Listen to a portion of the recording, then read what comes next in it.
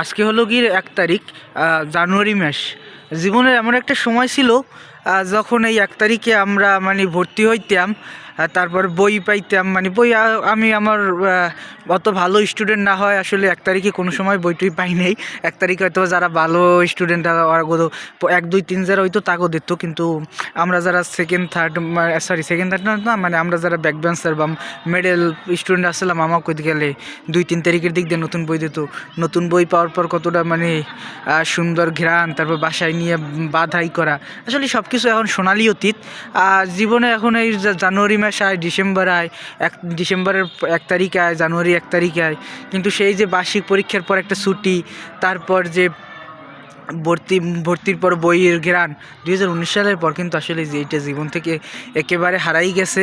আর যতই কাঁদি না কেন, যতই মানে আফসোস করি না কেন, এই দিনটা কোনো সময় ফিরে আসবে না। আমি এখন বর্তমানে আছি আমার এই যে হাই স্কুলের যে মাঠে, পাত্রকোটা কে মডেল সরকারি মাধ্যমিক বিদ্যালয়। আমি 2016 সাল থেকে 2021 সালে এসএসসি দিছি, ওই অবধি এই স্কুলের স্টুডেন্ট ছিলাম, এই জায়গায় পড়ছি, এই জায়গায় খেলছি। মানে আসলে স্মৃতি বিজড়িত স্থানটা মানে খুবই ভালো লাগতেছে, আবার খারাপও লাগতেছে, আসলে কি বলবো।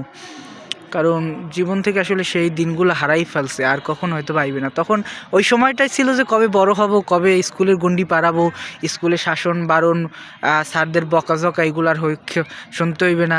কিন্তু এখন আসলে মিস করি না, ওই দিনগুলোই সুন্দর ছিল এই দিনের চেয়ে। কিন্তু আর কানলেও হয়তো বা সেই দিনগুলো কখনোই ফিরে আসবে না।